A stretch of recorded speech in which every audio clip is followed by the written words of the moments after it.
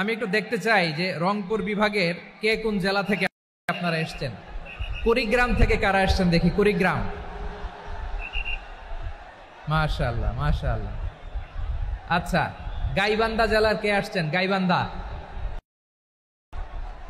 হ্যাঁ মাশাআল্লাহ। ঠাকুরগাঁও, ঠাকুরগাঁও অনেকে আসছেন। দিনাজপুর জেলা থেকে মাশাআল্লাহ। নীলফামারী, ঠিক আছে, ফি আমানিল্লাহ। পঞ্চগড় অনেক আসছে। রংপুর, রংপুর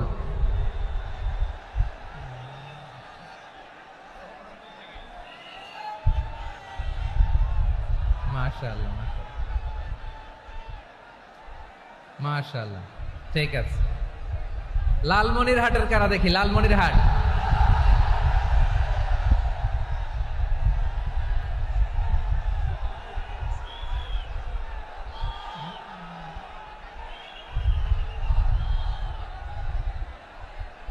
মাশাআল্লাহ মাশাআল্লাহ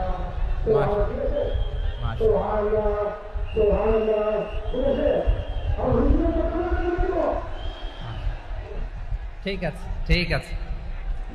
আচ্ছা, এই রংপুর বিভাগের বাইরে থেকে অন্য জেলার কারা কারা আসছেন দেখি। তাও আছে অনেকে, মাশাআল্লাহ, ঠিক আছে ঠিক আছে। আজকের প্রোগ্রামে উপস্থিত আছেন প্রধান অতিথি হিসেবে অধ্যক্ষ আসাদুল হাবিব দুলু ভাই, সাংগঠনিক সম্পাদক বিএনপি, জাতীয় নির্বাহী কমিটির সভাপতি, জেলা বিএনপি লালমনিরহাট। বিশেষ অতিথি হিসেবে আমাদের অনেক ভাইরা এসছেন, সবাইকে শুকরিয়া জানাই। সভাপতিত্ব করছেন জনাব আব্দুল হাকিম। আইন শৃঙ্খলা বাহিনী, প্রশাসন, ভলান্টিয়ার্স, শুনেছি আমি প্রায় ৫,০০০ ভলান্টিয়ার্স আপনারা নিয়োগ দিয়েছেন। আলহামদুলিল্লাহ আলহামদুলিল্লাহ, অনেক গোছালো প্রোগ্রাম। আমার প্রাণ ঢালা ভালোবাসা জানবেন, আমার হৃদয়ের গহীন থেকে ভালোবাসা নিবেন, শুভেচ্ছা জানবেন সবাই। ঠিক আছে ঠিক আছে। প্রিয় ভাইরা, আমরা আর কাল বিলম্ব না করে মূল আলোচনায় চলে যেতে চাই। আজকে যে টপিকের উপর আমি কথা বলবো, টপিকটা হচ্ছে peaceful coexistence and communal harmony, শান্তিপূর্ণ সহাবস্থান এবং সাম্প্রদায়িক সম্প্রীতি। আমাদের বাংলাদেশে সাম্প্রদায়িক সম্প্রীতি আছে না নাই? আবহমান কাল থেকে আমরা মুসলিম, হিন্দু, বৌদ্ধ, খ্রিস্টান, পাহাড়ি, নৃগোষ্ঠী মিলেমিশে একাকার, আমরা সবাই মিলে বাংলাদেশ। আওয়াজ করে বলেন ঠিক কিনা? আমাদের পারস্পরিক সম্প্রীতি, ভালোবাসা, সৌহার্দ্যপূর্ণ আচরণ, বোঝাপড়া, এটা বেশ মজবুত, বেশ মজবুত। তবে মাঝে মাঝে আমাদের এই সম্প্রীতির ভেতরে অনেকে ফাটল ধরাতে চায়। আমরা যে সুখে আছি, শান্তিতে আছি, এটা অনেকের ভালো লাগে না, ঠিক কিনা বলেন? আমাদের মধ্যে সাম্প্রদায়িক সম্প্রীতি, সৌহার্দ্যপূর্ণ আচরণ, ভালোবাসা, এটা আবহমান কাল ধরে আছে। তার প্রমাণ, আমরা তাফসিরুল মাহফিলের আয়োজন করলে আমাদের হিন্দু ভাইরা ডিস্টার্ব করে না, ঠিক কিনা? এবং আমি যদি বলি হাত তোলেন, হিন্দু ধর্মের কারা কারা এসেছেন, কত শত কত হাজার যে হাত উঠবে, আপনি অবাক হয়ে যাবেন। আমি চাচ্ছি না হাত উঠাতে। খুলনাতে সর্বশেষ যে আমি প্রোগ্রাম করে গেলাম, সেখানে কয়েকশ হিন্দু ভাই আসছে আমাদের আলোচনা শুনতে, আলহামদুলিল্লাহ। অনেক বৌদ্ধরা আসে, অনেক খ্রিস্টানরা আসে। এবার সফরেও অনেক হিন্দু ভাইরা আমার সাথে দেখা করেছে। তারা বলেছে, হুজুর আমরা আপনার আলোচনা শুনি। আলহামদুলিল্লাহ বলেন। So it's our responsibility to present our religion to our non-Muslim brothers and sisters. আমাদের অমুসলিম ভাই বোনদের কাছে ইসলামের সৌন্দর্য তুলে ধরা, এটা আমাদের দায়িত্ব। We all are the ambassador of Islam. আমরা প্রত্যেকে দায়িত্বশীল, আমরা প্রত্যেকে এক একজন ইসলামের অ্যাম্বাসেডর। আলহামদুলিল্লাহ বলেন। এজন্য এমন ভাবে দ্য বিউটি অফ ইসলাম, ইসলামের সৌন্দর্য আমাদেরকে ফুটিয়ে তুলতে হবে, যাতে করে নন মুসলিমরা শাহাদা পড়ে, কালিমা পড়ে মুসলমান হয়ে যায়। অনেক নন মুসলিম ভাই বোন আমাদের হাতে শাহাদা পড়ে, কালিমা পড়ে মুসলমান হয়েছে অনেক। সো আমরা যেন ইসলামের বিউটিটাকে তুলে ধরতে পারি, এবং এই যে সম্প্রীতি, এটাকে যেন আমরা অটুট রাখতে পারি। আদতে আদতে বাংলাদেশের ইতিহাস বলে আমাদের দেশে কোনো দাঙ্গা নাই, আছে? লালমনিরহাটের ভাইয়েরা আওয়াজ করে বলেন, আমাদের দেশে হিন্দু মুসলিম দাঙ্গা আছে? আমরা ভাই ভাই, আওয়াজ করে বলুন তো আমরা কি? ভাই ভাই, কিন্তু কিছু দুষ্ট লোক আছে, তারা আমাদের সম্পর্কের মধ্যে ফাটল ধরাতে চায়, ঠিক কিনা বলেন? মাঝে মাঝে ঝগড়া লাগাতে চায়। দেখবেন পত্রপত্রিকায় দেখা যায় বিভিন্ন ধর্মীয় উপাসনালয়গুলোতে হামলা চালানো হয়। এগুলো রাজনৈতিক উদ্দেশ্য প্রণোদিত, এগুলোর সাথে ইসলামের কোনো সম্পর্ক নাই। এজন্য এই দুর্বৃত্তদের ব্যাপারে আমাদের সাবধান থাকতে হবে। আমরা সবসময় যেমনি ঐক্যবদ্ধ, ইউনাইটেড, আমরা যদি এরকম ইউনাইটেড থাকি, এই সমস্ত দুর্বৃত্তদের কালো হাত ভেঙে দিতে আমাদের 1 ঘন্টাও লাগবে না। চিল্লায় বলো ঠিক কিনা? আমরা সংঘবদ্ধ থাকবো। এই যে আমাদের পিসফুল কোএক্সিস্টেন্স, শান্তিপূর্ণ সহাবস্থান। হিন্দুরা পূজা করে, যেদিন হিন্দুদের পূজা অনুষ্ঠান, আমরা ওই দিন তাফসির মাহফিল করি না, ঠিক কিনা বলেন? যেদিন আমাদের তাফসিরুল কোরআনের প্রোগ্রাম, ওই দিন আমাদের হিন্দু ভাইরা ডিস্টার্ব করে না। সুবহানাল্লাহ। হিন্দুদের পূজা অনুষ্ঠানে মাদ্রাসার ছাত্র যে পাহারা দেয়, গোটা বিশ্বে এরকম দৃষ্টান্ত নজির বিরল, ঠিক কিনা বলেন? আইন শৃঙ্খলা বাহিনীর পাশাপাশি মাদ্রাসার ছাত্ররা যে সেখানে পাহারা দেয়, গোটা পৃথিবীতে এই দৃষ্টান্ত আপনি পাবেন। মাদ্রাসার ছাত্ররা, তারা তো কোরআনের ধারক, তারা হাদিসের ধারক, তারা কেন মন্দির পাহারা দিবে? এই সম্প্রীতিকে ধরে রাখার জন্য, এই সৌহার্দ্যকে ধরে রাখার জন্য, আমাদের পারস্পরিক ভালোবাসাকে অটুট রাখার জন্য। আওয়াজ করে বলতে হবে ঠিক কিনা? এখন বলেন, আমাদের এই ভালোবাসা অটুট থাক, আমরা চাই কি চাই না? আমরা হিন্দু মুসলিম মিলেমিশে শান্তিপূর্ণ সহাবস্থান, সাম্প্রদায়িক সম্প্রীতি। লালমনিরহাটের ভাইয়ের আওয়াজ করে বলুন, এই সাম্প্রদায়িক সম্প্রীতি আমরা চাই কি চাই না? আল্লাহ এই দেশকে তুমি বরকতময় করো, বাংলাদেশকে তুমি শান্তিময় করো। আওয়াজ করে সবাই বলেন আমিন। এই জায়গাটাতে সামান্য একটু আওয়াজ হচ্ছিল, এটাও থেমে গেছে। আলহামদুলিল্লাহ, আলহামদুলিল্লাহ। এখন একেবারে everything is in my control. মাশাআল্লাহ। ঠিক আছে, আমি মূল আলোচনায় যাই। প্রিয় ভাইরা, আমি বলেছিলাম আমার আলোচনার বিষয় হচ্ছে শান্তিপূর্ণ সহাবস্থান, সাম্প্রদায়িক সম্প্রীতি। আমরা দেখব ইসলাম আমাদেরকে কি কি দিক নির্দেশনা দেয়। শান্ত হইতে হবে। খরগোশের কানের মতো কান দুটো আমার দিকে করে রাখেন। আমি এখনো উঠে যাব, হাত নাড়ায় লাভ নাই, আমি উঠে যাব। তাকায় থাকো আর কান খাড়া, আওয়াজ হবে না। হ্যাঁ, মাশাআল্লাহ, মাশাআল্লাহ, ঠিক আছে। আমরা দেখব যে রাসূল সাল্লাল্লাহু আলাইহি ওয়াসাল্লাম এই পিসফুল কোএক্সিস্টেন্সের জন্য আমাদের কি শিখিয়েছেন, কি কি গাইডলাইন দিয়েছেন। আমরা 1, 2, 3, 4 করে এগুলো আপনাদের সাথে শেয়ার করব। আমি আপনাদের খেদমতে সূরাতুল আনআমের 108 নম্বর আয়াত তেলাওয়াত করেছি। এখানে আল্লাহ রাব্বুল ইজ্জা ওয়াল জালাল তিনি ইরশাদ করছেন, ওয়ালা তাসুব্বুল্লাযীনা ইয়াদউনা মিন দুনিল্লাহি ফায়াসুব্বুল্লাহা আদওয়াম বিগাইরি ইলম কাযালিকা যায়্যান্না লিকুল্লি উম্মাতিন আমালাহুম সুম্মা ইলা রাব্বিহিম মারজিউহুম ফায়ুনাব্বিউহুম বিমা কানু ইয়ামালুন। রব্বুল আলামিন বলেন, গোলাম ও আমার ইমানদার বান্দারা, শোনো শোনো। ও আমার বিশ্বাসী বান্দারা, শোনো শোনো। লা তাসুব্বুল্লাযীনা ইয়াদউনা মিন দুনিল্লাহ ফায়াসুব্বুল্লাহা আদওয়াম বিগাইরি ইলম। ও আমার বিশ্বাসী বান্দারা, যারা আল্লাহকে ব্যতি রেখে, আল্লাহকে বাদ দিয়ে অন্য উপাস্যকে ডাকে, দেবীর পূজা করে, তোমরা খবরদার তাদের গালি দিও না। আওয়াজ করে বলেন, কি দিও না? আল্লাহ বলেন, ও বিশ্বাসীরা শোনো, যারা আল্লাহকে বেছে রেখে দেবীর পূজা করে, অন্য উপাস্যের পূজা করে, তাদেরকে ডাকে, ওই দেবতাদেরকে তোমরা গালি দিও না।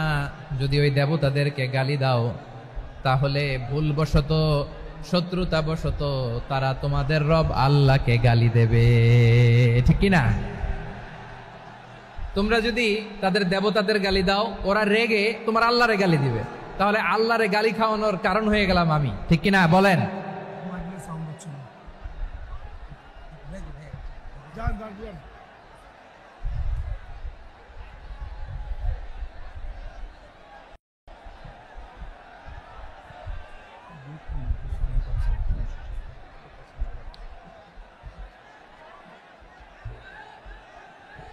সম্মানিত ভাইয়েরা, এত বিশাল প্রোগ্রাম, মাইকের একটা সেটআপ থাকে, তারগুলো অনেক সময় নড়ে যায়, ধাক্কা ধাক্কিতে ডিসপ্লেস হয়, একটু ঝামেলা হবে।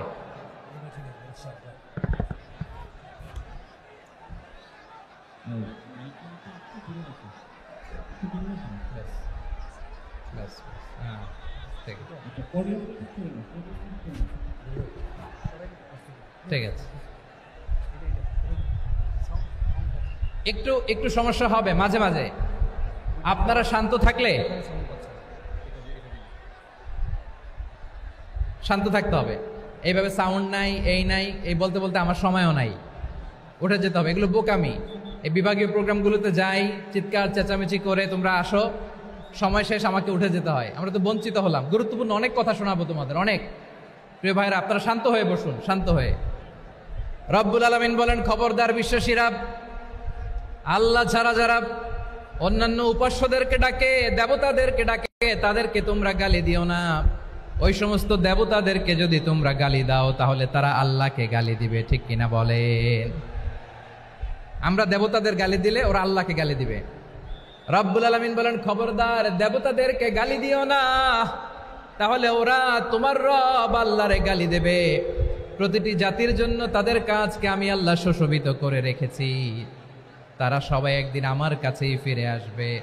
এরপর আমি রব্বুল আলামিন তাদের আমলনামা তাদেরকে জানিয়ে দেব। সুবহানাল্লাহ পড়েন। প্রিয় ভাইয়েরা, আল্লাহ তাআলা বলেছেন, খবরদার গালি দিও না। আদেশটা কার? আওয়াজ করে বলেন তো। হিন্দুদের দেবতা দেবদেবীদেরকে গালি দেওয়া যাবে না। আওয়াজ করে বলুন প্রিয় ভাইয়েরা, এই আদেশটা কার? এই আপনাদের গলার আওয়াজ। অন্য ধর্মের দেবতাদেরকে যে গালি দেওয়া যাবে না, এই আদেশটা কার? আরো জোরে বলুন, কার? গালি দিবেন কোন দেবতাকে? দিবেন? যদি দেন তাহলে ওরা আল্লাহরে গালি দিবে। তাহলে আল্লাহরে গালি খাওয়াইলো কে? আপনি, ঠিক কিনা বলেন? আমি আল্লাহকে গালি খাওয়ানোর কারণ হলাম, কারণ আমি যদি গালি না দিতাম, ওরা আমার রবকে গালি দিত না। আওয়াজ করে বলেন ঠিক কিনা? তাহলে প্রিয় ভাইয়েরা, ইসলাম আমাদেরকে শিখায়, সূরাতুল আনআমের 108 নম্বর আয়াত থেকে আমরা বুঝলাম, কোন ধর্মকে ছোট করা যাবে না। অন্য ধর্মকে ছোট করা মানে ইসলামকে ছোট করা। অন্য ধর্মের দেবতাকে গালি দেওয়া মানে আল্লাহকে গালি খাওয়ানো। আওয়াজ করে বলেন ঠিক কিনা? খবরদার, এটা করা যাবে না। আর অন্য ধর্মের দেবতাকে যদি আপনি গালি দেন, ওরা ইসলাম থেকে দূরে সরে যাবে। যাও ইসলামের প্রতি আকৃষ্ট হয়েছিল, আর কোনোদিন ইসলামের ধারে কাছে আসবে না। আওয়াজ করে বলেন ঠিক কিনা? এজন্য কখনো কোনোদিন অন্য ধর্মের দেবতাদেরকে গালি দেয়া যাবে না। অন্য ধর্মের কোনো দেবতাদেরকে আমরা গালি দিব না, গালি দিব না, বরং ইসলামের beauty, the beauty of Islam, ইসলামের সৌন্দর্যকে আমরা তুলে ধরব। আমরা যদি বিশ্বনবী সাল্লাল্লাহু আলাইহি ওয়াসাল্লামের জীবনের দিকে তাকাই, তাহলে আমি দেখব বিষ্ণু ইসলাম মক্কাতে কিংবা মদিনাতে অন্য ধর্মের লোকদের সাথে খুব পিসফুলি লাইফ লিড করেছেন। হোক মুশরিক, হোক খ্রিস্টান, হোক ইহুদি, বিশ্বনবী সবার সাথে মিলেমিশে ছিলেন। আলহামদুলিল্লাহ বলেন। ইসলাম হচ্ছে পিসফুল রিলিজিয়ান। অন্য ধর্মের প্রতি সহনশীলতার সবক ইসলাম আমাদেরকে দেয়। কিন্তু প্রতিটি মুসলিমের এটা মনে রাখতে হবে, আল্লাহর কাছে পছন্দনীয় গ্রহণযোগ্য ধর্ম, জীবনাদর্শ একটি, সেটা হচ্ছে ইসলাম। আওয়াজ করে বলেন সেটা কি? লালমনিরহাটের ভাইয়েরা আওয়াজ করে বলুন, আল্লাহর কাছে মনোনীত ধর্ম একটি, সেটা কি? এজন্য রব্বুল আলামিন বলেন, ইন্নাদ-দীনা ইনদাল্লাহিল ইসলাম, আল্লাহর কাছে মনোনীত গ্রহণযোগ্য অ্যাকসেপ্টেড ধর্ম মতাদর্শ একটা, সেটা হলো ইসলাম। ইসলাম ছাড়া অন্য কোনো ধর্ম যদি কেউ তালাশ করে, তার ওই ধর্ম আল্লাহ গ্রহণ করবে না। ওমাই ইয়াবতাগি গায়রাল ইসলামি দীনান ফালাই ইউকবালা মিন ওয়া হুয়া ফিল আখিরাতি মিনাল খাসিরিন।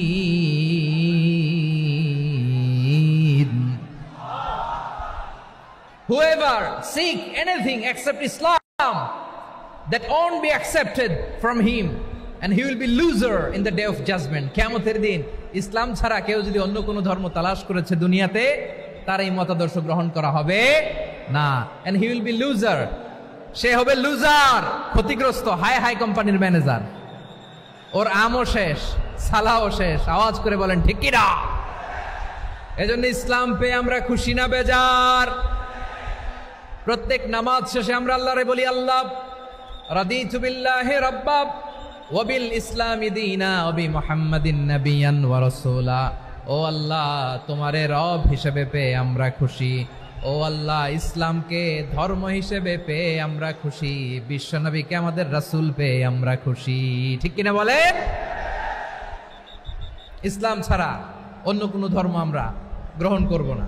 ঠিক কিনা বলেন? আল্লাহর কাছে অ্যাকসেপ্টেড রিলিজিয়ান একটা, সেটা ইসলাম। তো বিশ্বনবী সাল্লাল্লাহু আলাইহি ওয়াসাল্লাম মক্কাতে কিংবা মদিনাতে খুব পিসফুলি এক্সিস্ট করেছেন, যে কোনো ধর্মের সাথে মিলেমিশে চলেছেন। তার প্রমাণ আমরা যদি রাসূল সাল্লাল্লাহু আলাইহি ওয়াসাল্লামের বায়োগ্রাফির দিকে তাকাই, তাহলে দেখব তিনি মুশরিকদের সাথে পিস ট্রিটি করেছেন, শান্তি চুক্তি, পিস ট্রিটি, পিস এগ্রিমেন্ট। আপনারা হুদাইবিয়ার সন্ধির নাম শুনেছেন? আমার লালমনিরহাটের কলিজার টুকরা ভাইয়েরা, হুদাইবিয়ার সন্ধির নাম আপনারা শোনেন নাই? ষষ্ঠ হিজরিতে বিষ্ণু ঈসা ইসলাম মুশরিকদের সাথে এই ট্রিটি করেছেন, চুক্তি। কাদের সাথে? মুশরিকদের সাথে। আমরা তো মুসলমান বসতে পারি না, আমরা দুই মুসলিম ভাই একসাথে বসে চা খেতে পারি না, গল্প করতে পারি না। বিষ্ণু ঈসা ইসলাম মুশরিকদের সাথে ট্রিটি করেছেন, হুদাইবিয়ার সন্ধি। এই সন্ধির আগে মক্কা থেকে কেউ মদিনায় যেতে পারে না, মদিনা থেকে কেউ মক্কায় যেতে পারে না। কিন্তু এই সন্ধির পরে ট্রাফিক স্বাভাবিক হয়ে গেল। মক্কার লোকেরা মদিনায় আসতে পারে, মদিনার লোকেরা মক্কায় আসতে পারে। এটাকে বলে সুলহে Hudaibiya, the peace agreement of Hudaibiya, শান্তি চুক্তি। আমরা পৃথিবীতে এখন অনেক শান্তি চুক্তির নাম শুনি, এগুলো সব the piece treaty of Hudaibiya থেকে কপি করা। আল্লাহু আকবার। তাহলে বিশ্বনবী সাল্লাল্লাহু আলাইহি সাল্লাম তিনি যে শান্তিপূর্ণ সহাবস্থানে বিশ্বাসী ছিলেন, মুসলমানেরা যে অন্য ধর্মের প্রতি সহনশীল, তার প্রমাণ হচ্ছে এই পিস ট্রিটি। শুধু তাই নয়, মাইকের সাউন্ডটা একটু বাড়াই দিতে হবে, খুব দুর্বল, একটু মজবুত করতে হবে, আর একটু ক্লিন করতে হবে, আর সবগুলা জায়গায় সাউন্ড যাচ্ছে কিনা একটু ক্রস চেক করতে হবে। হ্যাঁ, পাবেন দিচ্ছে mic operator, he is trying his level best, দিচ্ছে। মাইক অপারেটর যিনি আছেন, প্রতিটি জায়গায় প্রতিটি সাউন্ড বক্সে যেন আওয়াজ পাওয়া যায়, একটু ক্রস চেক করেন, সাউন্ডটাকে একটু স্ট্রং করে দেন। হ্যাঁ, ঠিক আছে, মাশাআল্লাহ। এদিকে তাকান, এদিকে। মক্কার পার্ট গেল, পিস এগ্রিমেন্ট করলেন, শান্তি চুক্তি। বিষ্ণু ঈসা ইসলাম মদিনায় যে কি করলেন? মদিনায় যে বিষ্ণু ঈসা ইসলাম মদিনা চার্টার করলেন, মদিনা সনদ, সাহিফাতুল মদিনা, এটার বলে মদিনা চার্টার। যে ওয়েস্টে, ইউরোপে, আমেরিকাতে তারা অনেক চার্টার করে, সব চার্টার মদিনা চার্টার থেকে কপি করা। আওয়াজ করে পড়েন সুবহানাল্লাহ। বিষ্ণু ঈসা ইসলাম মদিনায় গেলেন, মদিনাতে মুসলিম, মুশরিক, ইয়াহুদি, এই তিন ধর্মের লোক মিলে সব স্টেক হোল্ডার যারা আছে সবাইকে নিয়ে বিষ্ণু ঈসা ইসলাম মদিনা চার্টার করলেন, মদিনা সনদ। পড়েন সুবহানাল্লাহ। শুধু তাই নয়, মক্কাতে বিশ্বনবী পিস এগ্রিমেন্ট করলেন, শান্তি চুক্তি মুশরিকদের সাথে। মদিনাতে যে বিশ্বনবী মদিনা চার্টার করলেন, মদিনা সনদ করলেন ইহুদিদের সাথে। আবার মদিনাতে বিশ্বনবী ইহুদিদের সাথে পিস ডায়ালগ করলেন, ইন্টারফেথ ডায়ালগ করলেন, আন্তধর্মীয় সংলাপ করলেন। যে সংলাপের মূল ভিত্তি ছিল তাওহীদ। মূল ভিত্তি ছিল কি? তাওহীদ। বিশ্বনবী ইহুদিদেরকে ডাকলেন, আহ্বান করলেন, কুল ইয়া আহলাল কিতাবি তাআলাউ ইলা কালিমাতিন সাওয়াইন বাইনানা ওয়া বাইনাকুম আল্লা না'বুদা ইল্লাল্লাহ ওয়া লা নুশরিকা বিহি শাইআন ওয়া লা ইয়াত্তাখিযা বা'দুনা বা'দান আরবাবাম মিন দুনিল্লাহ فإن تولوا فقولوا اشهدوا بأننا مسلمون। সুবহানাল্লাহ পড়েন। বিশ্বনবী মদিনার ইহুদিদের ডেকে বললেন, ও ইহুদিরা, শোনো শোনো, আসো এমন একটা আদর্শের প্রশ্নে আমরা একত্রিত হই, যে আদর্শের প্রচার তোমাদের নবীরাও করেছে, আমিও করি, যে আদর্শের কথা তোমাদের পবিত্র ধর্মগ্রন্থগুলোতে আছে, আমার কোরআনেও আছে। সেটা হলো তাওহীদ। আমরা এক আল্লাহ ছাড়া কারো ইবাদত করব না, আল্লাহর সাথে কাউরে শরীক করব না, আল্লাহ ছাড়া কাউরে রব মানব না। পড়েন সুবহানাল্লাহ। তাহলে আমার প্রিয় লালমনিরহাটের ভাইরা, মদিনাতে যেয়ে তিনি মদিনা চার্টার করলেন, মদিনা সনদ, পিস ডায়ালগ করলেন, শান্তির সংলাপ, ইন্টারফেথ ডায়ালগ করলেন, আন্তধর্মীয় সংলাপ যার ভিত্তি ছিল তাওহীদ। সুবহানাল্লাহ পড়েন। তাহলে অন্য ধর্মের প্রতি সব সময় ইসলাম সহনশীল, টলারেন্স। যদি আপনি দেখতে চান ইসলামের নবী বিশ্ব নবীর দিকে তাকান, ঠিক কিনা বলেন? আমরা তো সংখ্যালঘুদের রাইটস প্রোটেক্ট করার জন্য কত আইন বানাই, কত বৈঠক করি, কত সংবাদ সম্মেলন করি। বিষ্ণু সাল্লাল্লাহু আলাইহি ওয়াসাল্লাম সংখ্যালঘুদের রাইটসের ব্যাপারে, অধিকারের ব্যাপারে যে কথা বলেছেন, শুনলে আপনি অবাক হয়ে যাবেন। বিশ্বনবী বলেন, আলা মান যালামা মুআহাদান আও ইনতাকাসাহু আও কাল্লাফাহু ফাওকা তাআতিহি আও কাল্লাফাহু ফাওকা তাকাতিহি আও আখাযা মিনহু শাইআন বিগাইরি তিবি নাফসিন ওয়া আনা হাজিজুহু ইয়াউমাল কিয়ামা। খবরদার, জেনে রাখো, কেউ যদি কোনো সংখ্যালঘুর উপরে অত্যাচার করে, কোনো সংখ্যালঘুর প্রাপ্য থেকে যদি কেউ কাউকে ঠকায়, সংখ্যালঘুর উপর যদি কেউ কষ্ট দেয়, কোনো সংখ্যালঘুর সম্পদ যদি কেউ জোর করে কেড়ে নেয়, আমি কিয়ামতের দিন বিশ্বনবী ওই সংখ্যালঘুর পক্ষে আর ওই মুসলমানদের বিপক্ষে বাদী হয়ে দাঁড়াবো। সুবহানাল্লাহ বলতে পারলেন না? আল্লাহু আকবার। আপনি নামাজি, আপনি মুসল্লি, আপনি হাজী সাহেব, তাহাজ্জুদ পড়তে পড়তে কপালে দাগ ফেলে দিছেন, আপনার প্রতিবেশী হিন্দু, ভাবছেন আমার তো পাওয়ার আছে, ওর জমিটা দখল করি। বিশ্বনবী বলেন, কিয়ামতের দিন ওই হিন্দুর পক্ষে তোর বিরুদ্ধে আমি বাদী হয়ে দাঁড়াবো। পৃথিবীর কোন ধর্মে এরকম স্টেটমেন্ট পাবেন? পাবেন? আপনি ভাবছেন আপনি নামাজ পড়লে হাজী সাহেব কপালে দাগ ফেলায় দিলে আপনি সেলসেলায় জান্নাতে চলে যাবেন না? খবরদার। বিশ্বনবী বলেন, কোন সংখ্যালঘুর উপর যদি কেউ আক্রমণ করে, তার প্রাপ্য তাকে না দিয়ে যদি তাকে ঠকায়, তার উপর জুলুম করে, তার সম্পদ যদি কেড়ে নেয়, আমি নবী, তুমি মুসলিম হইতে পারো, মুসল্লি হইতে পারো, তার পক্ষে, তোমার বিপক্ষে আল্লাহর দরবারে বাদী হয়ে দাঁড়াবো। আচ্ছা লালমনিরহাটের ভাইরা, কথা বুঝতে পারলে আওয়াজ করে উত্তর দেন। বিশ্বনবী যদি কারো বিপক্ষে দাঁড়ায় কিয়ামতের দিন, আই রিপিট, আমি আবারও বলছি, বিশ্বনবী যদি কিয়ামতের দিন কারো বিপক্ষে দাঁড়ায়, ও তো সেলসেলায়া জান্নাতি, তাই না? জান্নাতি না?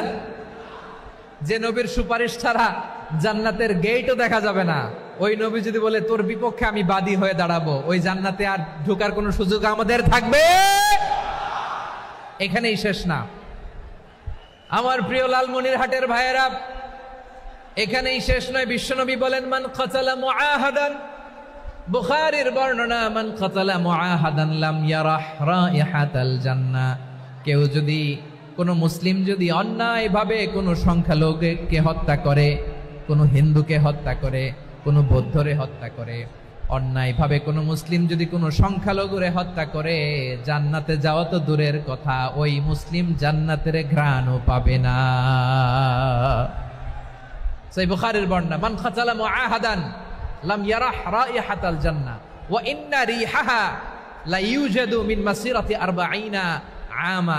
যে জান্নাতের ঘ্রাণ 40 বছর দূরের রাস্তা থেকেই পাওয়া যায়। সুবহানাল্লাহ পড়েন।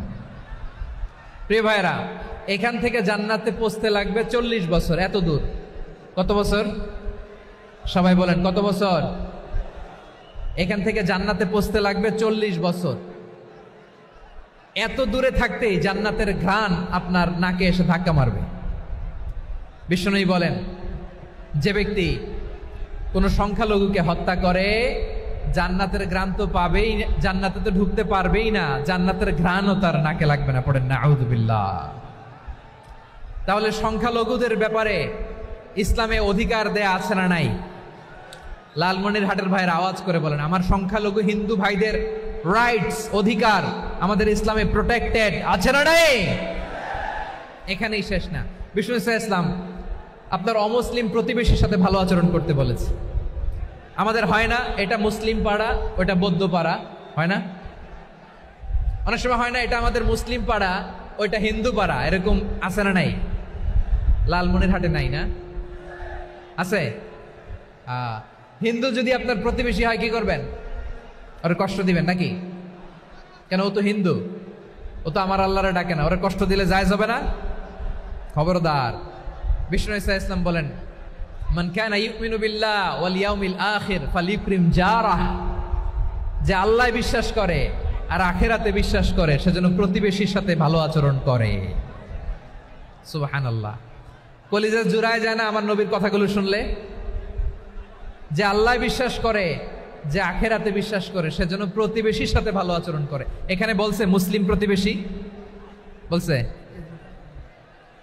নামাজি প্রতিবেশী বলছে, আল্লাহওয়ালা প্রতিবেশী বলছে না। প্রতিবেশী আস্তিক হোক নাস্তিক হোক, প্রতিবেশী মুমিন হোক মুশরিক হোক, প্রতিবেশী হইলেই তার সাথে ভালো আচরণের দরকার আছে না নাই? আমার প্রিয় লালমনিরহাটের ভাইয়েরা, বিষ্ণু ঈসা ইসলাম ওনার ইহুদি প্রতিবেশীদের দেখাশোনা করতেন। আওয়াজ না শোনা যাক, আমারও তো দেখা যায়, আমারও তো দেখা যায়। তাকায় থাকেন, তাকায় থাকলে সওয়াব হবে। কোরআনের কথা যেখান থেকে হয় এদিকে তাকায় থাকলেই বরকত। তাকায় থাকেন। জি জি, মাইক, আমি তো আর মাইক ঠিক করতে আসি না এদিকে, এই মাইক ঠিক করব, ওই মাইক ঠিক করব, ওদিকে পাইলট বলবে হুজুর চলে আসেন। জি বসুন, বসুন, মাশাআল্লাহ। হ্যাঁ, খুব শান্ত, ঠিক আছে। পুলিশ ভাইরা না খেয়ে দিনরাত আপনারা যাতে সুশৃঙ্খল একটা প্রোগ্রাম উপহার পান এটাই চেষ্টা করতেছে, আপনাদেরকে কষ্ট দিতে আসে নাই, একটু একটু সহযোগিতা করেন। জি মাশাআল্লাহ, হ্যাঁ ঠিক আছে। আমার প্রিয় ভাইরা, প্রতিবেশী আস্তিক হোক নাস্তিক হোক, মুসলিম হোক হিন্দু হোক, তার সাথে ভালো আচরণ করতে হবে। বিষ্ণু ঈসা ইসলাম ওনার ইহুদি প্রতিবেশীর বাসায় যেতেন। কোন প্রতিবেশী? ইহুদি। আওয়াজ করে বলেন, কোন প্রতিবেশী? ইহুদি। এক ইহুদি কিশোর বিষ্ণু ঈসা ইসলামের খেদমত করতে, ইহুদি ছেলে আমার নবীর খেদমত করতো, তারা ছিল নবীর প্রতিবেশী। তো অনেক দিন হয় ইহুদি ছেলেটা আসে না। বিষ্ণুনবী খোঁজ দিলেন, ঘটনা কি? একটা ইহুদি ছেলে না আমার খেদমতে আসতো, ছেলেটা কই? খোঁজ নিয়ে জানলেন ছেলেটা অসুস্থ। বিষ্ণু ঈসা ইসলাম ওই ইহুদির বাড়িতে চলে গেলেন ওই ছেলেটাকে দেখা করার জন্য, ভিজিট করার জন্য। সুবহানাল্লাহ পড়বেন না? গেলেন, যে দেখে ইহুদি ছেলেটা মুমূর্ষ, জান জান যায় যায় ভাব, বিছানায় পড়ে আছে, তার বাবা দাঁড়ানো। বিশ্বনবী তার মাথার পাশে বসলেন, মাথায় হাত বুলিয়ে দিলেন, আর ছেলেটাকে বললেন আসলিম, হে ইহুদি ছেলে আসলিম, ইসলাম ধর্ম গ্রহণ করো।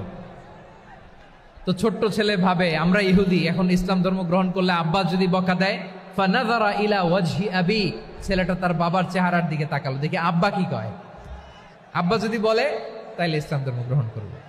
ইহুদি ছেলেটা তার বাবার দিকে যখন তাকালো, ওর বাবা বলে আতি আবুল কাসিম, আবুল কাসিম যা বলে তাই করো। আবুল কাসিম হচ্ছে বিষ্ণু ঈসা ইসলামের একটা কুনিয়াত, উপনাম। আমার রাসূলের বড় ছেলের নাম ছিল কাসেম। যেমন দেখবেন আমাদের এলাকায় কারো ছেলের বড় ছেলের নাম যদি হয় আব্দুল্লাহ, এরা আব্দুল্লাহর বাপ বলে ডাকে। কারো বড় মেয়ের নাম যদি হয় ফাতেমা, এরা কি ডাকে? ফাতেমার বাপ বলে না? তো বিষ্ণু ঈসা ইসলামের বড় ছেলের নাম ছিল কাসেম।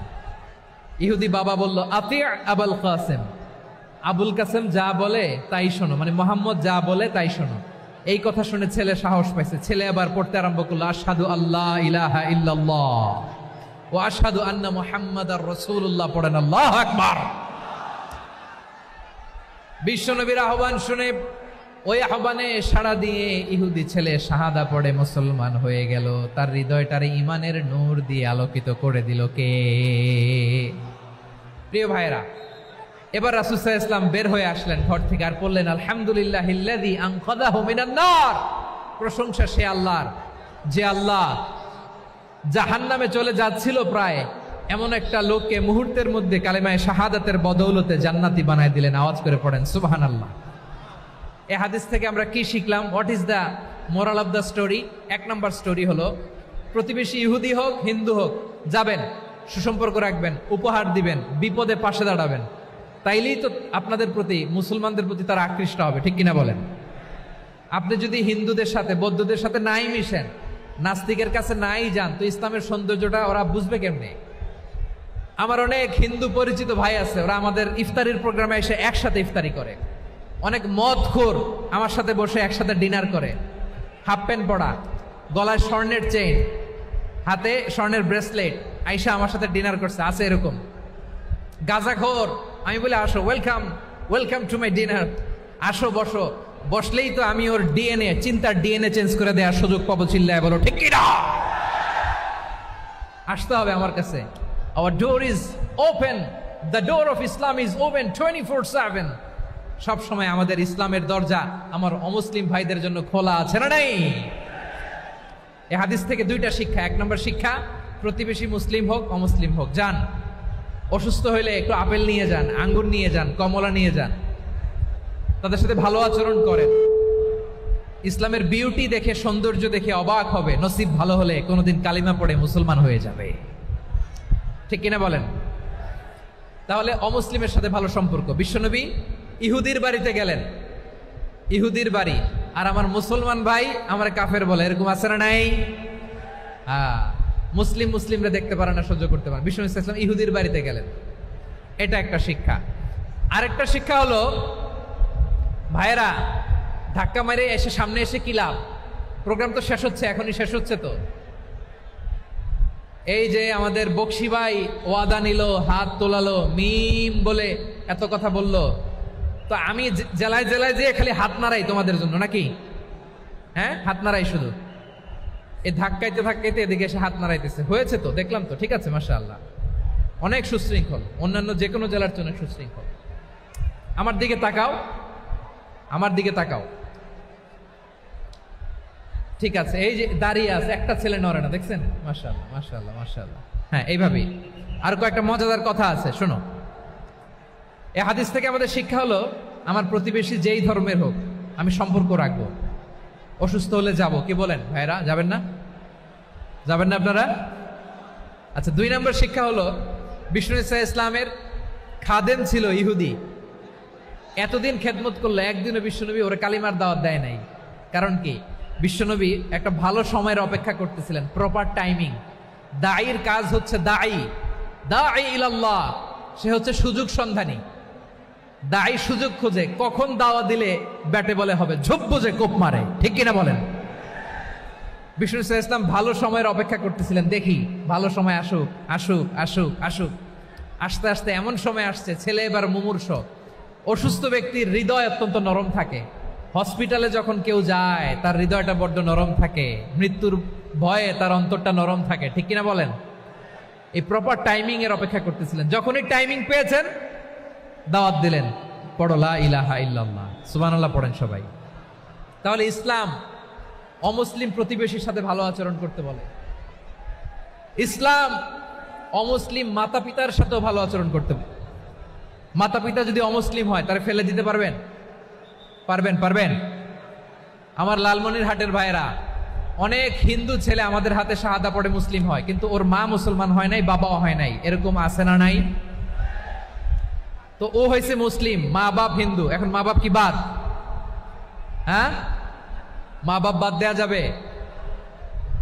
যেই মা আপনারে 9 মাস 8 মাস পেটে ধারণ করলো, আপনার মায়ের নার ছেঁড়া ধন, আপনি ওই মারে বাদ দিতে পারবেন? যে মায়ের বুকের তাজা দুধ খেয়ে আপনি আজকে বাড়ন্ত তাজা তরতাজা, ওই মারে বাদ দেয়া যাবে? মায়ের এক ধারে দুধের দাম, কাটিয়া গায়ের চাম, পাপুষ বানাইলে ঋণের শোধ হবে না, এমন দরদি ভাবে কেউ হবে না আমার মাহা গো। মায়ের এক ধারে দুধের দাম, কাটিয়া গায়ের চাম, পাপুষ বানাইলে ঋণের শোধ হবে না, এমন দরদি ভাবে কেউ হবে না আমার মাহা গো, ঠিক কিনা? মাকে তো বাদ দেওয়া যায় না। وَقَضَى رَبُّكَ أَلَّا تَعْبُدُوا إِلَّا إِيَّاهُ وَبِالْوَالِدَيْنِ إِحْسَانًا। আল্লাহ বলে, অবধারিত 2টা ভার্ডিক তোমাদের জন্য, এক আল্লাহর ইবাদত করবা আর মা বাবার প্রতি ইহসান করবা। আদেশটা কার? মা বাবার প্রতি ইহসান করতে হবে। আমার মা হিন্দু হোক, ভালো আচরণ করতে হবে, বৌদ্ধ হোক, ভালো আচরণ করতে হবে। আমার যে সমস্ত হিন্দু ভাইয়েরা মুসলিম হয়েছ, তোমাদের মা বাবা এখনো মুসলমান হয় নাই, তাদের সাথে ভালো আচরণ করতে হবে আপনাদের। খেদমত নিজে করতে হবে অথবা খেদমতের ব্যবস্থা করাই দিতে হবে। মান্থলি যে খরচ লাগে এটা দিতে হবে। আরে তুমি এখন মুসলিম, তোমার মা বাবা হিন্দু, এখনই তো সুযোগ ইসলামের সৌন্দর্য দেখানো। এখন মা বাবা যদি দেখে আরে এটা হিন্দু থাকতে তো বদমাইশ ছিল, বেয়াদব ছিল, কি এমন ধর্ম সে গ্রহণ করলো যেটা গ্রহণের সাথে সাথে সে পাল্টে গেল? কি এমন ধর্ম সে গ্রহণ করেছে যেটা তার জীবনকে আলোকিত করে দিয়েছে?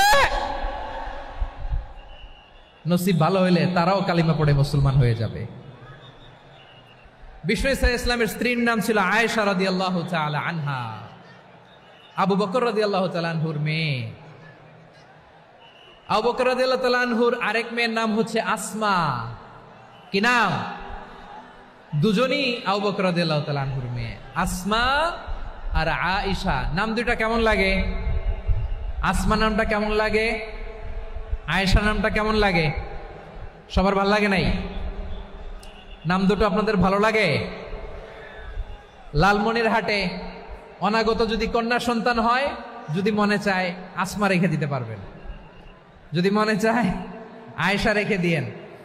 দেশে বিদেশে এয়ারপোর্টে রাস্তাঘাটে শুধু বলে হুজুর একটা নাম দেন, আমার ছেলের একটা নাম দেন, মেয়ের একটা নাম দেন। তো আমার মনে আছে যশোরের আদ্দিনের মাহফিলে আমি একটা দুইটা নাম দিয়েছিলাম। আজকে লালমনির হাটের এই প্রোগ্রামে কন্যা সন্তান যদি হয় দুটা নাম দিলাম, আসমা কিংবা আয়েশা। ইনশাআল্লাহ পড়েন। দুজন বোন, এক মায়ের না, বাবা এক মা দুইজন। আয়েশা রাদিয়াল্লাহু তাআলা আনহার মায়ের নাম উম্মে রুমান, আর আসমা রাদিয়াল্লাহু তাআলা আনহার মায়ের নাম কুতাইলা বিনতে আব্দুল উজ্জা। আবু বকর রাদিয়াল্লাহু তাআলা আনহু 4টা বিয়ে করেছিলেন। তো একই ঘটনা ঘটেছে এই ফ্যামিলিতে। আসমা ইসলাম ধর্ম গ্রহণ করে মুসলিমা, কিন্তু তার মা কুতাইলা মুশরিকা। আই রিপিট, বোঝার জন্য আমি আবারও বলি, আসমা রাদিয়াল্লাহু তাআলা আনহা মুসলিমা, আর আসমার মা কুতাইলা, আওয়াজ করে বুঝে থাকলে বলেন, আসমার মা মুশরিকা। তার মানে মেয়ে মুসলিম, মা অমুসলিম। ভেজাল আছে না নাই? কিন্তু কুতাইলা আর ধৈর্য ধারণ করতে পারে না। নার ছেড়া ধন, কলিজার টুকরা ধন, কলিজার টুকরা সন্তান আসমারে দেখতে বড্ড মন চায়। সাইয়েদনা আসমা রাদিয়াল্লাহু তাআলা আনহা মক্কা থেকে হিজরত করে মদিনায় চলে গেলেন হুদাইবিয়ার পর। যখন মক্কা মদিনার ট্রাফিক স্বাভাবিক হলো, মক্কার লোক মদিনায় যায়, মদিনার লোক মক্কায় আসে। কুতাইলা কলিজার টুকরা সন্তান আসমারে দেখার জন্য কিছু উপহার নিয়ে বিশাল মরুপথ পাড়ি দিয়ে মক্কা থেকে মদিনায় যায়। সুবহানাল্লাহ বলেন। এখন মা আসছে মেয়ের সাথে দেখা করতে, মেয়ে তো আর দেখা দেয় না। মেয়ে ভাবছে আমার মা তো মুশরিকা, অপবিত্রা, তার সাথে কি দেখা দেয়া যাবে? বিশ্বনবীর দরবারে চলে গেলেন। সুবহানাল্লাহ বলেন। কি সৌভাগ্যবান ছিল তারা, মাসলা জানার দরকার হলেই নবীর দরবারে চলে যেত। ঘরে বউয়ের সাথে ঝগড়া হলে নবীর দরবারে চলে যেত। অনেক সাহাবী বলে আমার পেটে ক্ষুধা লাগলো আমি নবীর কাছে চলে যেতাম, কারণ নবীর চেহারার দিকে তাকালেই আমার পেটের ক্ষুধা মিটে যেত। সাইয়েদনা আসমা রাদিয়াল্লাহু তাআলা আনহা বিশ্বনবীর কাছে চলে গেলেন, যে বললেন ইয়া রাসূলুল্লাহ ইয়া হাবিবাল্লাহ ইন্না উম্মি কাদিমাতুন ইলাইয়া ওয়া হিয়া রাগিবা।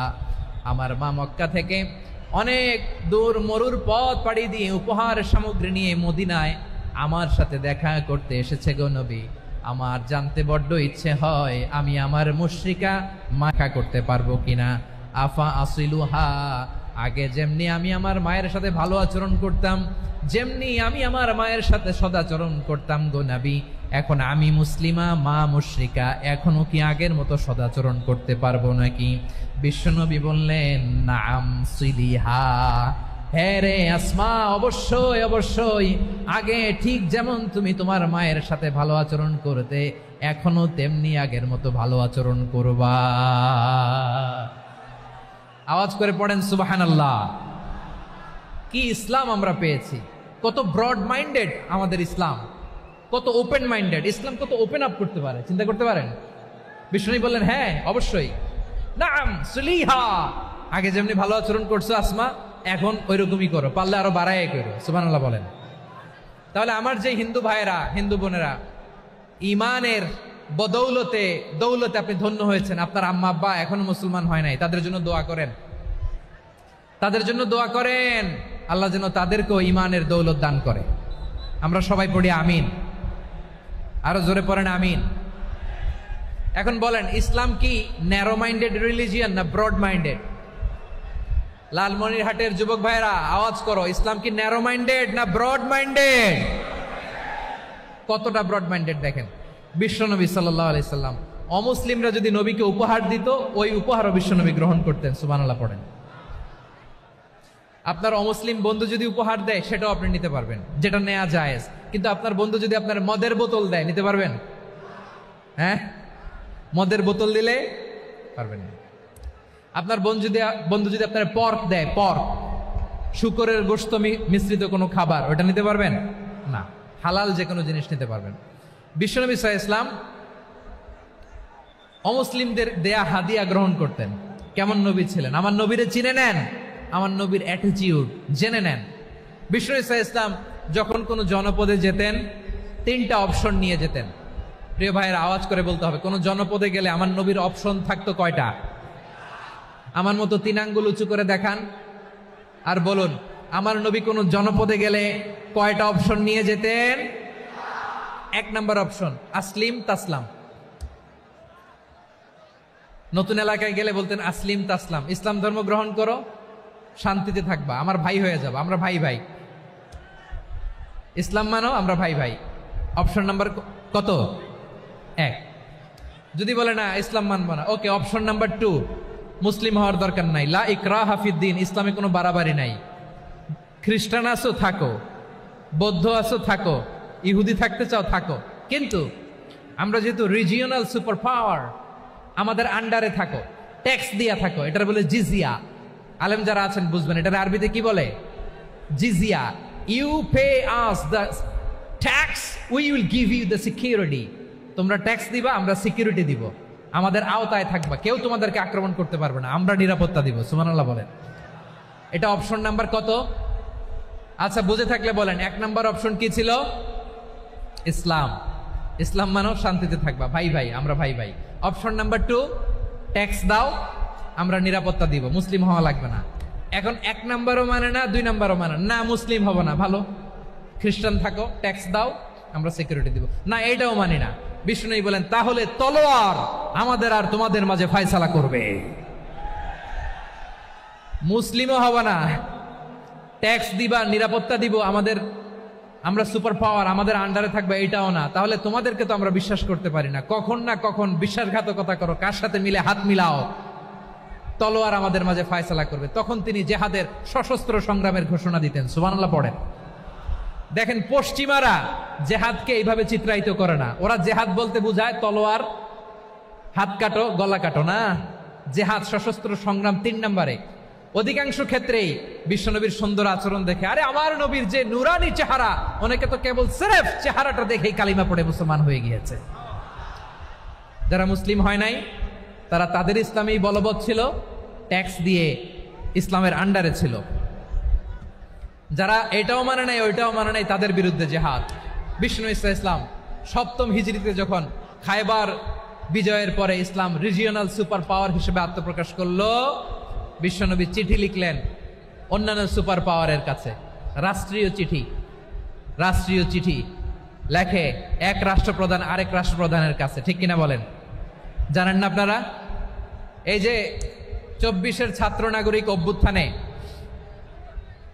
এই অভ্যুত্থান যখন শুরু হয়, আমি তখন সাউথ আফ্রিকাতে, একটা স্ট্যাটাস দিয়েছিলাম, কোটা নয়, গোটা দেশ সংস্কার করা লাগবে।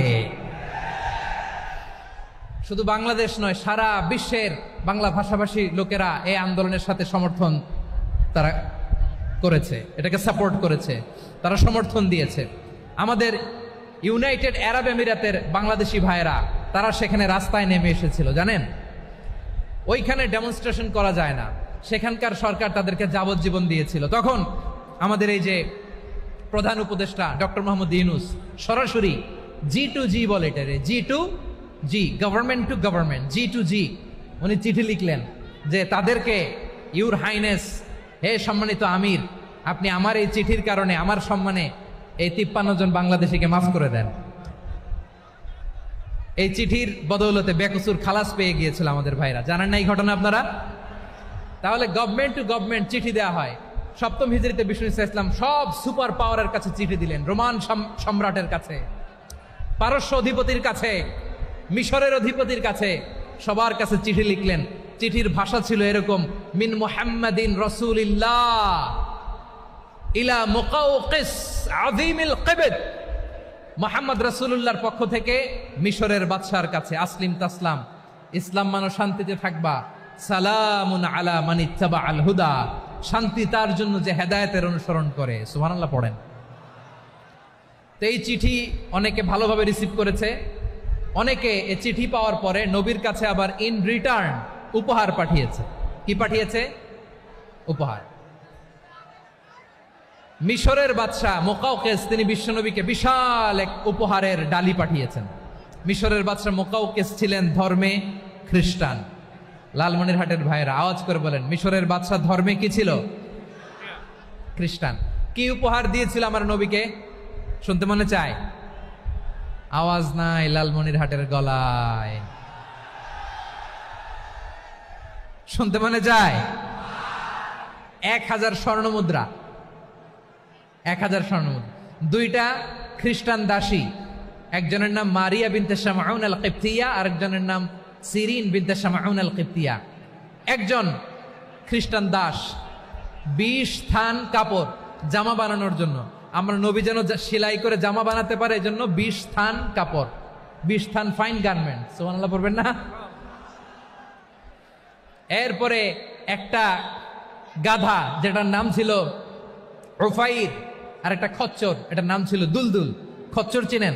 গাধা আর ঘোড়ার ক্রসিং এ যে প্রাণীটা দুনিয়াতে আসে ওটার খচ্চর বলে। তো এই যে সুপার পাওয়ার খ্রিস্টান বাদশার কাছে নবী চিঠি লিখলেন, ওই খ্রিস্টান বাদশাহ আমার নবীকে উপহার দিল। বিশ্বনবী এই উপহারগুলো সানন্দে গ্রহণ করেছে। সুবহানাল্লাহ পড়বেন না? তাহলে অমুসলিম কেউ যদি আপনাকে উপহার দেয়, হালাল উপহার হলে আপনি গ্রহণ করতে পারবেন। অনুরূপভাবে পারস্যের বাদশাহ রোম সম্রাট বিশ্বনবীকে উপহার পাঠিয়েছেন, আমার নবী সবগুলো উপহার গিফট গ্রহণ করেছেন। সুবহানাল্লাহ বলেন। তাহলে প্রিয় লালমনিরহাট আওয়াজ করে বলুন, ইসলাম কি ন্যারো মাইন্ডেড রিলিজিয়ন না ব্রড মাইন্ডেড? আম্মাজান আয়েশার কাছে মাসালা জানতে চায় মেয়েরা, হে আম্মাজান, অগ্নি উপাসকেরা তাদের ঈদের দিন নওরোজের সময় আমাদেরকে পাখি দেয়, নেওয়া যাবে? উনি বললেন, ওরা জবাই করে দিলে নেওয়া যাবে না, কিন্তু ওরা যদি ফলমূল এরকম খাবার দেয় এগুলো নেওয়া যাবে। তার মানে অমুসলিমদের দেয়া উপহার এটা গ্রহণ করা যায়। সুবহানাল্লাহ বলেন। শুধু তাই নয়, বিষ্ণু ঈসা ইসলাম অমুসলিমদের সাথে আর্থিক লেনদেনও করেছেন, ফিনান্সিয়াল ডিলিং করেছেন। অমুসলিমদের সাথে প্রয়োজনে আপনি ফিনান্সিয়াল ডিলিং করতে পারবেন। আমরা প্রায় দেখি বাজারের মিষ্টির দোকানগুলো আমার হিন্দু ভাইদের। লালমনিরহাটে মিষ্টির দোকান, দইয়ের দোকান কারা চালায়? হিন্দুরা চালায় না? তারপরে যে বারবার শপ, চুল কাটে যে নাপিত, অধিকাংশ নাপিতের দোকানে কারা? আমার হিন্দু ভাইরা। তা আপনি চুল কাটতে পারবেন কিনা? পারবেন কিনা বলেন? পারবেন। তার দোকান থেকে দই মিষ্টি কিনতে পারবেন কিনা? হ্যাঁ, আমার মুসলিম ভাইয়ের দোকান থাকলে ওইটারে আমি বেশি প্রায়োরিটি দিব, ঠিক কিনা? কিন্তু যদি তাদের সার্ভিস নিতে চান, প্রোডাক্ট নিতে চান, পারবেন। তার দলিল সহিহ বুখারী, আম্মা জান আয়েশা রাদিয়াল্লাহু তাআলা আনহা বলেন, ইশতারা রাসূলুল্লাহ সাল্লাল্লাহু আলাইহি ওয়াসাল্লাম মিন ইয়াহুদিয়িন তুআমান ওয়া রাহানাহু দিরআহু মিন হাদিদ। রাসূল সাল্লাল্লাহু আলাইহি ওয়াসাল্লাম এক ইহুদির কাছ থেকে, কার কাছ থেকে? সবাই বলে নাই কার কাছ থেকে? আমার নবী, পেয়ারা নবী এক ইহুদির কাছ থেকে জব কিনেছিল। জব, বার্লি, যেটা দিয়ে রুটি বানায়। ওই জবের দাম দেওয়ার টাকা পয়সা নবীর কাছে ছিল না। ফলে নবী ওনার একটা পোশাককে মর্গেজ রেখেছিলেন, মর্গেজ, বন্ধক, যে এখন এটার দাম দিতে পারবো না, কয়েক কেজি বার্লি নিয়ে যাই আর বন্ধক হিসেবে আমার জামাটা রেখে গেলাম, যেই দিন দাম দিব ওই দিন জামাটা ছুটাই নিয়ে যাব। সুবহানাল্লাহ পড়বেন না? বাকিতে নিছিলেন, বাকিতে। দিরআহু মিন হাদিদ, লোহার তৈরি বর্ম, মানে যুদ্ধের পোশাক, লোহা দিয়ে বানানো। বিষ্ণুনবী বললেন, কয়েক কেজি জব দাও, টাকাটা পরে দিব, এখন টাকা নাই, বন্ধক হিসেবে, মর্গেজ হিসেবে আমার জামা রেখে গেলাম, যখন টাকা দিব জামা ছুটায় নিব। আওয়াজ করে বলতে হবে সুবহানাল্লাহ। এ থেকে বোঝা গেল অমুসলিমদের সাথে ফিনান্সিয়াল ডিলিং করা যায়, অর্থনৈতিক লেনদেন করা যায়, কেনাবেচা করা যায়, প্রোডাক্ট কেনা যায়। এমনকি আমাদের মসজিদে নববীতে বারান্দায় আপনারা একটা অটোমেটিক ফ্লাইং আমব্রেলা দেখছেন? সূর্য যখন বাড়ে মসজিদে নববীর বারান্দায় ইয়ার্ডের মধ্যে অটোমেটিক্যালি কিছু আমব্রেলা আছে, সাঁ করে খুলে যায়, আর সূর্যের তাপ লাগে না। আবার সন্ধ্যাবেলায় এই আমব্রেলাগুলো ওরা ক্লোজ করে ফেলে, দেখেন নাই না? দেখছেন? এই মসজিদে নববীকে সর্বোচ্চ উন্নত মানের কনস্ট্রাকশন ইনফ্রাস্ট্রাকচার ডেভেলপ করার জন্য কর্তৃপক্ষ কিছু অমুসলিম ইঞ্জিনিয়ারের, ডিজাইনারের সহায়তা নিয়েছিল। সুবহানাল্লাহ বলেন।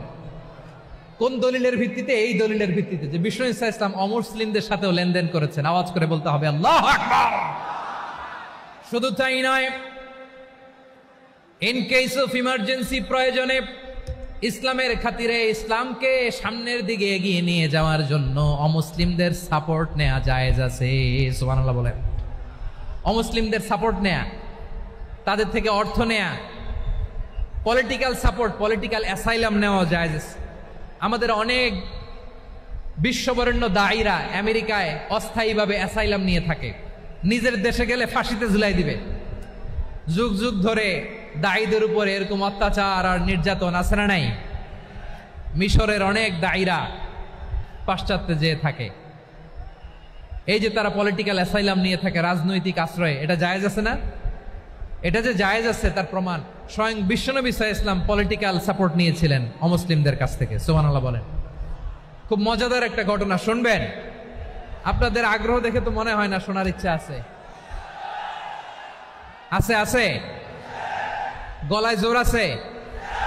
লিল্লাহি তাকবীর, লিল্লাহি তাকবীর, নারে তাকবীর।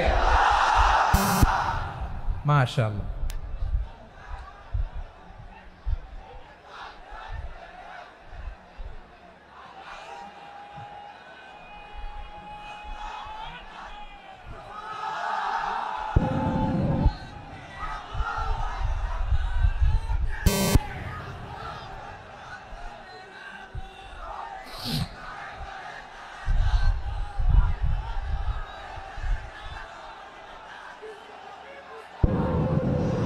মাশাআল্লাহ মাশাআল্লাহ।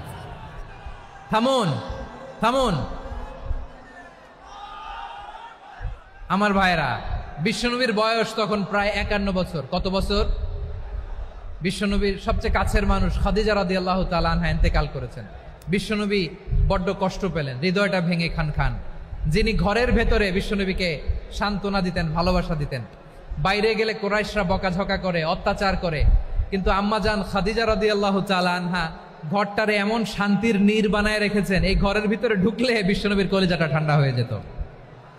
এজন্য রব্বুল আলামিন বলেন, খাদিজা, ও আমার বান্দি খাদিজা, জান্নাতে এমন স্পেশাল একটা ঘর আমি তোমার জন্য রেডি করে রেখেছি। ওই ঘরের মধ্যে কোনো আওয়াজ নাই, ওই ঘরের মধ্যে কোনো নয়েজ নাই, ওই ঘরে কোনো বিশৃঙ্খলা নাই।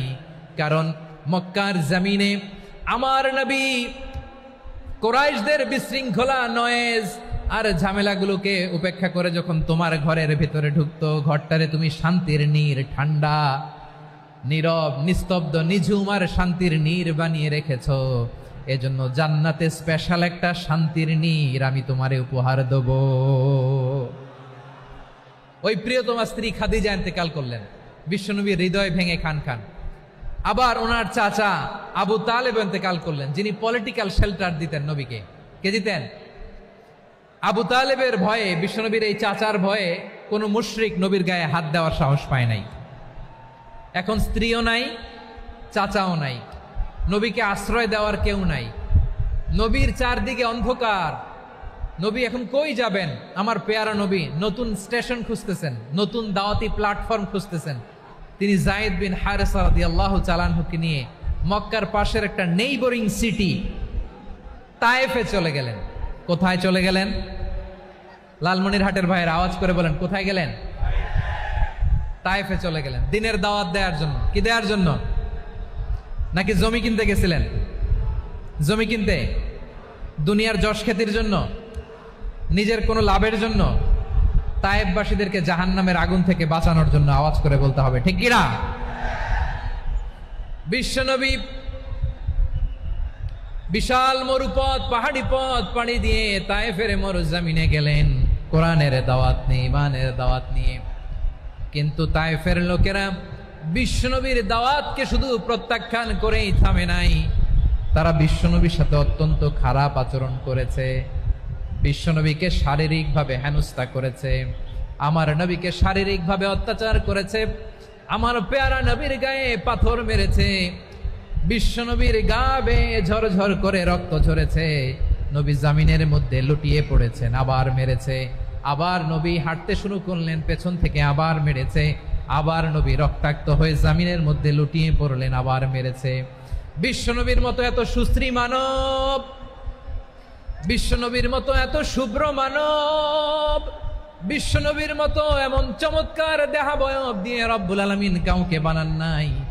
এরকম চমৎকার মানুষটাকে তারা তায়েফের ওই জমিনে রক্তাক্ত করেছে। বিশ্বনবী দুনিয়ার কোনো স্বার্থের জন্য সেখানে যান নাই, নিজের কোনো লাভের জন্য, প্রাপ্তির জন্য যান নাই, তায়েফবাসীদের জাহান্নামের আগুন থেকে বাঁচাতে গিয়েছেন। ঠিক কিনা বলেন?